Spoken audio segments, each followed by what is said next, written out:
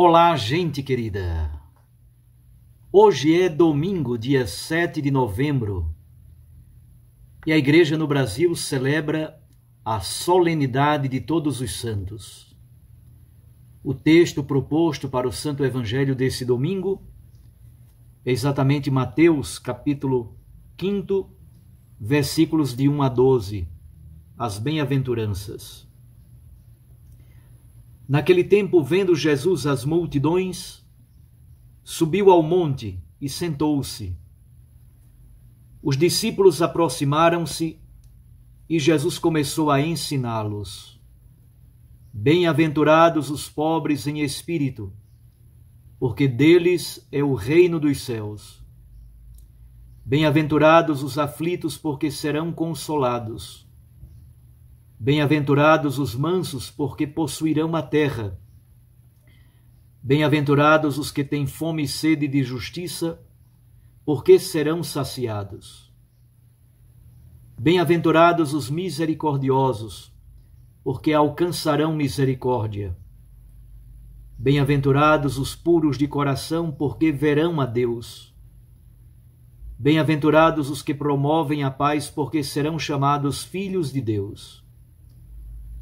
Bem-aventurados os que são perseguidos por causa da justiça, porque deles é o reino dos céus. Bem-aventurados sois vós quando vos injuriarem e perseguirem, e mentindo disserem todo tipo de mal contra vós por causa de mim. Alegrai-vos e exultai, porque será grande a vossa recompensa nos céus. Palavra da salvação. Glória a vós, Senhor. Minhas irmãs e meus irmãos, a Igreja celebra hoje, no Brasil, na verdade, a solenidade acontece no dia 1º de novembro, juntamente com a comemoração dos fiéis defuntos no dia 2. A Igreja celebra hoje o convite universal à santidade. Celebramos a Igreja triunfante, mas, ao mesmo tempo, nós somos convidados a dar uma resposta a Deus, que nos convida a sermos santos. Os textos da liturgia de hoje são Apocalipse 7, versículos 2 a 4 e 9 a 14, o Salmo 24, e um texto de 1 João, capítulo 3, de 1 a 3, além do texto do capítulo 5 de Mateus, as bem-aventuranças. Nós voltamos o nosso olhar para o céu, exatamente como aparece na cena do livro do Apocalipse. Nós nos enchemos de alegria por contemplar aqueles que alvejaram as suas vestes e as lavaram no sangue do Cordeiro. Que imagem tão forte, tão bela, quase irônica, paradoxal.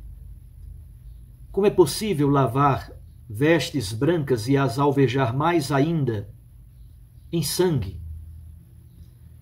O livro do Apocalipse diz que são 144 mil, 12 vezes 12, multiplicado por 1000. A antiga aliança na relação com a nova aliança, potencializadas. Estes 144 mil estão marcados com o selo, com a marca do Cordeiro. Essa é a nossa vocação para a santidade. O conceito bíblico de santo tem a ver, sobretudo, com uma pertença à esfera de Deus, ao ambiente de Deus. Estar inserido em Deus. Esse é o grande tema do livro do Levítico, por exemplo. O Deus Santo, que veio caminhar no meio do seu povo, espera e exige que o seu povo também seja um povo santo. Sede santos, porque eu, o vosso Deus, sou santo, diz o Senhor. É muito importante compreender que a santidade, antes de ser uma tarefa moral, um esforço da nossa parte, isso o Papa Francisco diz de modo tão belo na encíclica Gaudete et Exultate, alegrai-vos e exultai. É um documento que o Papa escreveu sobre a santidade. Pois bem, como dizia, a santidade, antes de ser uma tarefa ou um esforço moral da nossa parte, é graça, é dom, é comunhão unitiva com o Deus da vida. É por isso que no livro do Apocalipse nós recebemos o selo de Deus, recebemos a marca do Cordeiro, somos protegidos, amparados, somos defendidos pelo Deus que é santo. Estes 144 mil, marcados com o selo de Deus, na verdade, isso é também uma forma de designar o nosso batismo. Em grego, a palavra selo se diz sfragis. Sfragis, selo, marca, revela pertença. E era um modo, nos tempos antigos, de se falar sobre o sacramento do batismo. O sacramento que nos dá essa marca indelével de pertença a Cristo Jesus e à comunidade eclesial. Estes são consagrados. E com eles, no livro do Apocalipse, inicia a grande, bela e festiva liturgia no céu. As vestes brancas e as palmas na mão falam exatamente sobre o martírio. Foram capazes de ir até o fim. São testemunhas fiéis, derramaram o sangue, doaram a vida por Cristo Jesus, pelo Evangelho. A palavra de Deus nos ensina que, na verdade, somente Deus é santo e Ele é a fonte de toda santidade.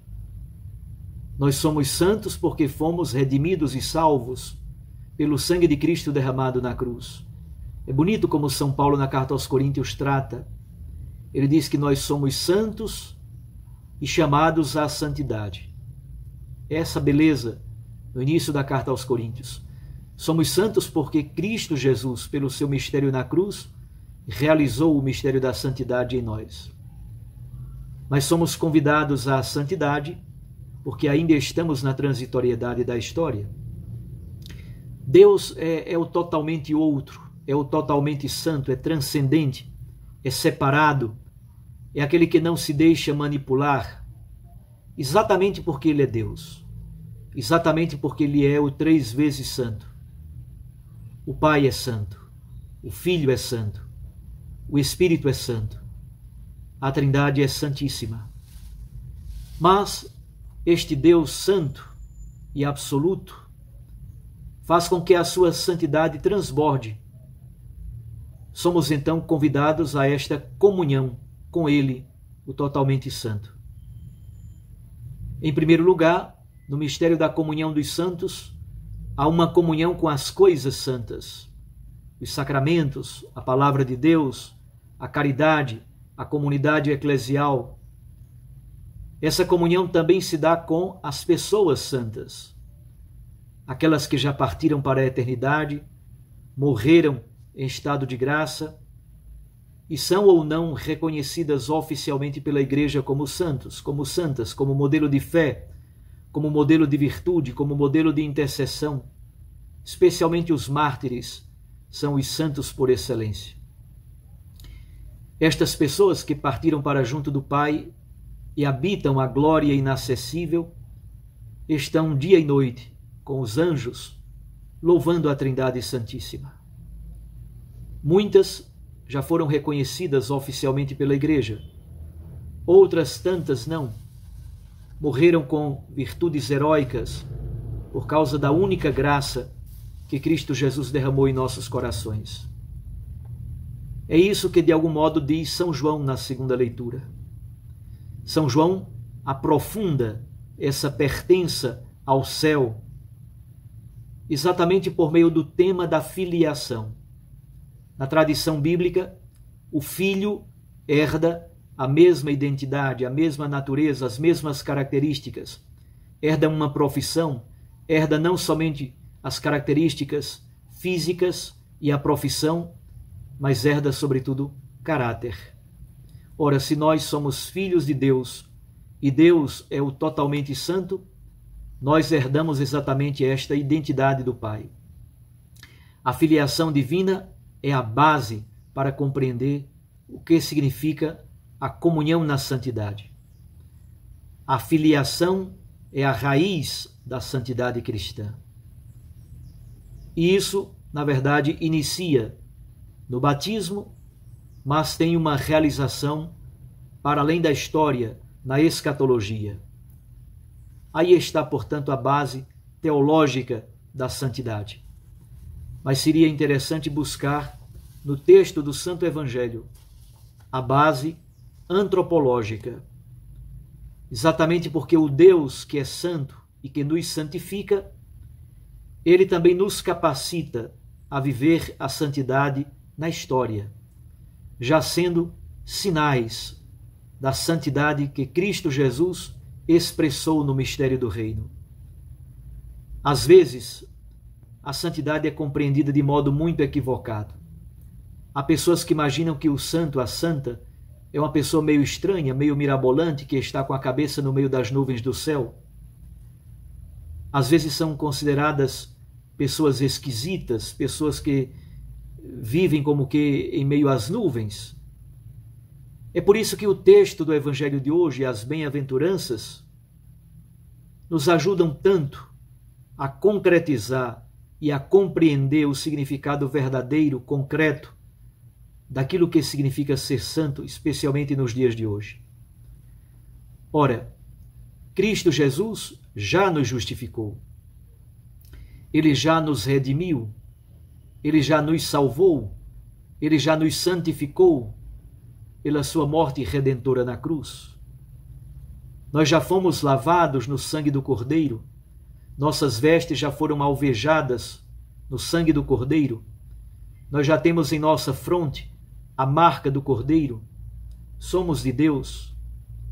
Contudo, nós estamos na peregrinação da história. Nossas opções, nossas decisões, nossa maneira de viver, o que dizemos, o que fazemos, é exatamente a forma de corresponder à santidade de Deus. É preciso viver como pessoas santas e pessoas redimidas. É por isso que Jesus, no Evangelho de Mateus, começando o Sermão da Montanha, ele apresenta as bem-aventuranças. As bem-aventuranças, poderíamos dizer, são a estrutura humana, a estrutura antropológica da santidade. Elas inicialmente eram 8 bem-aventuranças, depois acrescentaram mais uma no final. É um pouco a grande síntese da fé cristã, a grande síntese do cristianismo. Jesus é apresentado como alguém muito maior do que Moisés. Ele sobe novamente o monte, figura do Monte Sinai, mas não traz de lá 2 tábuas da lei. Ele traz a nova e verdadeira Torá, a Torá definitiva. As bem-aventuranças são exatamente síntese da palavra de Deus revelada no Evangelho, sintetizada no mistério do amor a Deus e ao próximo. Qual é a primeira de todas as bem-aventuranças? A pobreza de coração. A pobreza de coração é a síntese das bem-aventuranças. A primeira bem-aventurança, a pobreza em espírito, é apresentada com o verbo no presente do indicativo, e a consequência é também apresentada não com um verbo no futuro, mas exatamente aqueles que são pobres em espírito, deles é o reino dos céus. A pobreza de coração nos ajuda a compreender que não se trata de fatalismo, de resignação, de coitadismo, de vitimismo, Mas, ao mesmo tempo, não pode ser uma atitude de orgulho, não pode ser uma atitude de autossuficiência. O conceito de pobre na Bíblia não é somente um conceito socioeconômico. O pobre é, sobretudo, aquele que sabe que necessita de Deus. É aquilo que São Paulo chama de o justo pela fé. Sabe que só pode confiar e contar com a providência divina. Bem-aventurados também os que choram. Um choro sem desespero. Um choro com confiança. Esperar com confiança a consolação que só pode provir de Deus. Bem-aventurados os mansos. Exatamente o oposto dos orgulhosos, dos violentos, dos egoístas. Os mansos são aqueles que confiam em Deus e por isso são bondosos. Bem-aventurados os que têm fome e sede de justiça, aqueles que se abrem plenamente à vontade de Deus e cooperam com a vontade de Deus para que a justiça de Deus se realize no mundo. Bem-aventurados os misericordiosos, não somente aqueles que são compassivos, que têm piedade, mas aqueles que buscam a reconciliação, o perdão, aqueles que vivem no esforço sincero de amor, aqueles que têm atenção para com os pobres, excluídos e marginalizados. Bem-aventurados os puros de coração, aqueles que buscam a Deus de modo sincero, com um coração indiviso. São aqueles que têm mãos puras, como diz o Salmo da liturgia de hoje, o Salmo 24. Não é simplesmente uma pobreza do ponto de vista ritual, como muitas vezes patrocinou o legalismo juridicista do judaísmo do tempo de Jesus. A pureza da alma é alguém que busca Deus e também que encontra Deus no próximo com um coração sincero. Bem-aventurados os promotores e fazedores de paz, aqueles que levam adiante o shalom messiânico de Cristo, com alegria, com comunhão, com amizade, bem-estar, aqueles que têm compromisso social, aqueles que, em Deus, realizam de modo tão belo o amor, a fraterna generosidade, a ausência absoluta de guerras, que buscam a saúde, a paz, provindo dessa fonte inexaurível que é o coração de Cristo. Finalmente, as bem-aventuranças tratam da perseguição. Perseguidos por causa do Evangelho, perseguidos por causa de Cristo, perseguidos por causa desta decisão radical de viver no coração santo de Deus, sendo testemunhas desta santidade no mundo. Um grande abraço a você. Deseje ser santo e peça ao Espírito de Santidade que lhe dê essa grande graça. Eu os abençoo, em nome do Pai, e do Filho, e do Espírito Santo. Amém. Até amanhã, se Deus nos permitir.